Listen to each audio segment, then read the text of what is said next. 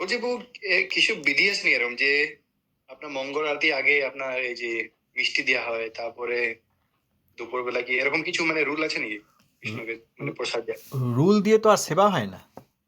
কোনো বাচ্চাকে আপনি যখন খাওয়ান, হ্যাঁ, আপনার বাচ্চা আছে মনে করুন, তাকে খাওয়ান, কিন্তু রুল এই যে 3টে বাজলো বাচ্চাকে খাওয়াতে হবে, হ্যাঁ, রুল না, বাচ্চার খিদে পাবে তাই খাওয়ান। প্রীতি আছে তাই, ভগবানের প্রীতি আছে। এখন ভোরবেলায় যে ভোগ দেওয়া হয়, কেন ভোগ দেওয়া হয়, কোথায় আছেন তিনি, কি জন্য তার খিদে পেয়ে যাবে, সেইগুলি যারা জানেন তারা ভোগ দেন। বিধি দিয়ে কখনো হয়। আমাদের এখানে রাগটা যাতে পাওয়া যায় সেই জন্য বিধি, এটা অনেকে বাধ্যত বিধি দিয়েছেন প্রভুপাদ।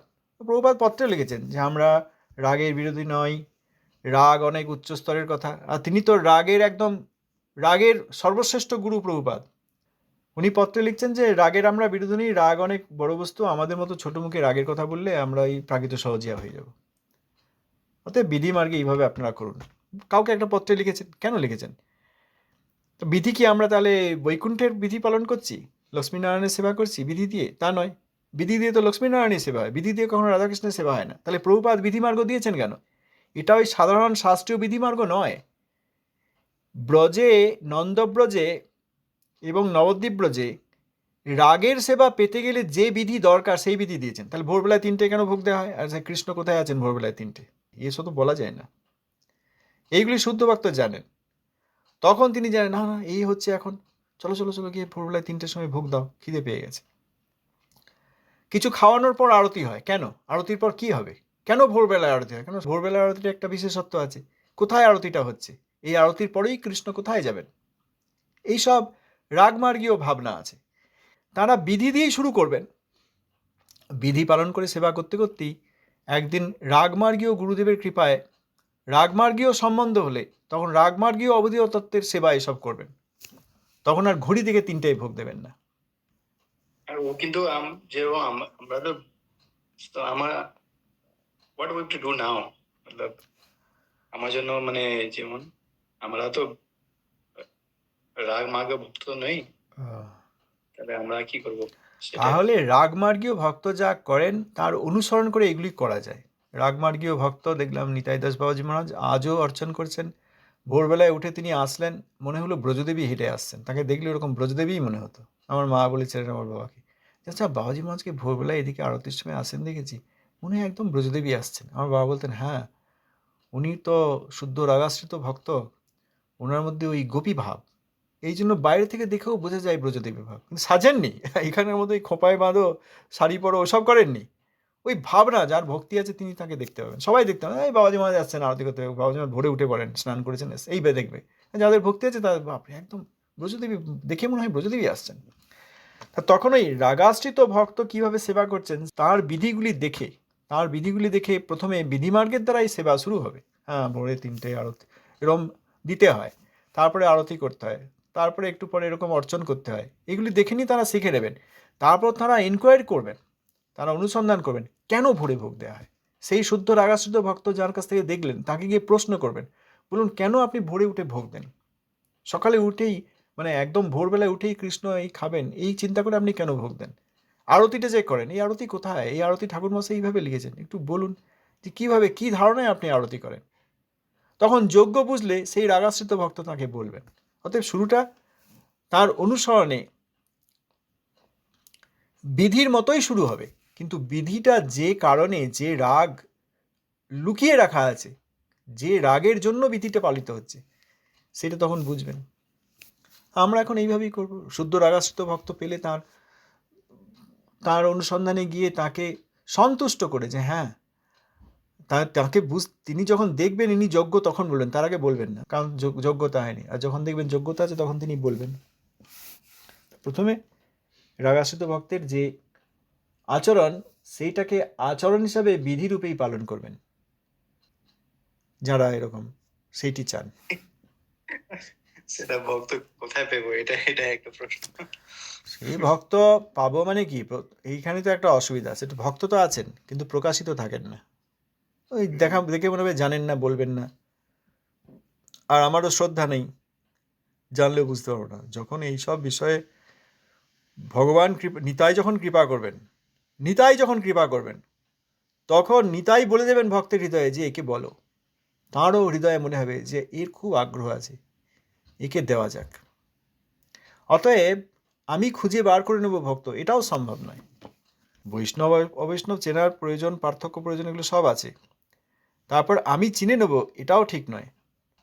আমি এমনভাবে অনুসন্ধান করার চেষ্টা করব যাতে ভক্ত কৃপাপূর্বক আমাকে আর আমার কাছে নিজেকে আর লুকিয়ে না রাখেন, এরকম শুদ্ধ রাগাশ্রিত ভক্ত। তখন তিনি বলবেন। হ্যাঁ প্রভুজি। জি। নিতাই দাস বাবাজি মহারাজ তো প্রভুপাদের শিষ্য তো? হ্যাঁ, প্রভুপাদের শিষ্য। তাহলে তো এই সময় তো প্রকট নেই। এখন প্রকট নেই, কিন্তু দেখা যায়, দর্শন পাওয়া যাবে। হুম। কি করে দর্শন পাওয়া যাবে? এই যে তাঁর কথা শুনছেন, এই করতে করতে হৃদয়ে নিতাই একদিন কৃপা করবেন, আর তাঁরা নিতাইয়েরই অভিন্ন রূপ। মানে নিত্যানন্দ ধাম থেকে আমাদের গ্রামের পাশের গ্রামে থাকতেন, খুব বাবার সঙ্গে বন্ধুত্ব, আমি জেঠু বলতাম, এখনও আছেন। তো জেঠু বলতাম, তা তিনি ওই নিত্যানন্দ ধামে যারা আছেন তাদের শিষ্য সম্পর্কে তো তিনি একবার বাবা আগ্রহ করে তাকে নবদ্বীপ ধামে নিয়েছিলেন, তিনি একবার চৈতন্য মঠে এসেছিলেন, দিয়ে সমালোচনা করছেন তোমাদের চৈতন্য মঠে নিতাই নাই। তিনি দেখছেন আমি তো নিতাইয়ের ভক্ত, কিন্তু শুদ্ধ ভক্ত হলে ঠিক আছে, কিন্তু শুদ্ধ ভক্তি তার মধ্যে নেই। তার পারিবারিক অবস্থা, তার ব্যক্তিগত অবস্থা জানি, তবে আগ্রহ খুব আছে। তো বাবা তাকে উত্তর দিয়েছিলেন যে চৈতন্য মঠ হচ্ছে ব্রজবর্তন, যেখানে মহাপ্রভু ওই শক্তিরূপে লীলা করেছেন। চৈতন্য মঠে প্রভুপাদ রাধাকৃষ্ণের কুঞ্জ স্থাপন করেছেন। যেখানে রাধাকৃষ্ণের কুঞ্জ, সেখানে নিতাই সাক্ষাতে থাকেন না। নিতাই বলরাম তিনি জ্যেষ্ঠ ভাই, তাঁর সামনে রাধারানী ওইভাবে আসতেই পারেন না। সেই জন্য রাধাকৃষ্ণের কুঞ্জে বলরামকে দেখা যায় না। যদি রাধাকৃষ্ণের কুঞ্জে বলরাম বা নিতাইকে দেখা যায়, যদি কেউ রাখেন কেউ, তাহলে তিনি ওই রসাবাস দোষে অপরাধী হয়ে যাবেন। এই জন্য এই ভজ নিতাই গৌর রাধেশ্যাম জপ হরে কৃষ্ণ হরে রাম, এই যে একই পংক্তিতে নিতাই গৌর রাধাকৃষ্ণ বসানো হয়েছে, এটি অপরাধমূলক, তত্ত্ববিরোধমূলক একটা অপরাধ, নাম বলা যাবে না। তখন তাকে বাবা উত্তর দিয়েছিলেন যে এখানে নিতাই বিভিন্ন মূর্তি হয়ে এই জীবের উদ্ধার করছেন। শুদ্ধ বৈষ্ণবগণ যে শ্রীচৈতন্য মঠে থাকেন, প্রভুপাদের শিষ্যগণ, ভক্তি কমল অবধূত গোস্বামী মহারাজ, সত্যিই যখন অবধূত গোস্বামী মহারাজ হেঁটে যেতেন শ্রীচৈতন্য মঠে ওই বাগানের পাশ দিয়ে, শ্রী অবধূত গোস্বামী মহারাজকে দেখা যেত একদিক থেকে আরেকদিকে যাচ্ছেন, ভক্তি বিজয় ভবন থেকে প্রভুপাদের মন্দিরের দিকে আসছেন, সত্যিই একবারে নিত্যানন্দ প্রভুরই আরো এক রূপ হেঁটে যাচ্ছেন, এটা দেখা যেত, বোঝা যেত। সত্যিই নিতাইয়ের এক কৃপামূর্তি যাচ্ছেন, অভিন্ন নিতাই যাচ্ছেন, বোঝা যেত। প্রভুপাদের শিষ্য কি মহাবৈষ্ণব ছিলেন, কি বক্তৃতা, কি হরিকথা বলতেন, আর ভাবে বিভোর থাকতেন। এই যে তাঁর অপ্রাকৃত চোখ দিয়ে দেখতেন, কখনো দেখা যেত না প্রাকৃত জগতের লোক যেমন দেখা হয় না, চোখে চোখ পড়ে, এই কেমন আছেন মশাই, ওইসব ছিল না। অপ্রাকৃত চোখ ছিল, অপ্রাকৃত দৃষ্টি ছিল, আর ওই যাদেরকে স্নেহ করতেন, কৃপা করতেন, খুব স্নেহ করে কথা বলতেন, আর সবসময় প্রভুপাদ, আর খুব গম্ভীর, কারোর সঙ্গেই প্রায় কথা বলেন না। এরকম অবধূত গোস্বামী মহারাজ, নিতাই দাস বাবাজি মহারাজ, এনাদেরকে শ্রীচৈতন্য মঠে যখন দেখতাম হাঁটাচলা করতেন সেবার জন্য, তখন সত্যিই নিত্যানন্দের আর এক রূপ দেখা যেত। তো বাবা সেই ওই জেঠুকে, মানে জেঠু বলতাম, খুব স্নেহ করে, খুব ভালোবাসে, তাকে বলেছিলেন যে নিতাইকে তুমি দেখতে পেলে না, নিতাইয়েরই অবতারগণ, অভিন্ন রূপগণ এইখানে মহাবৈষ্ণব রূপে রয়েছেন। এইসব নিয়ে তাকেও বলেছেন, পরে বক্তৃতায় বলেছেন, অনেক প্রবন্ধে লিখেছেন। এইসব মহাবৈষ্ণবগণ তাদের কথা শুনতে শুনতে নিতাইয়ের কৃপা হলে, নিতাইয়ের অভিন্ন যেহেতু এনারা, সেহেতু দেখবেন একদিন যারা সত্যিই আত্মসমর্পণ করবেন, এই কথায় যাদের বিশ্বাস আছে, তারা একদিন সাক্ষাতেও দেখতে পাবেন। তা না হলে আর জীবনে কি থাকলো?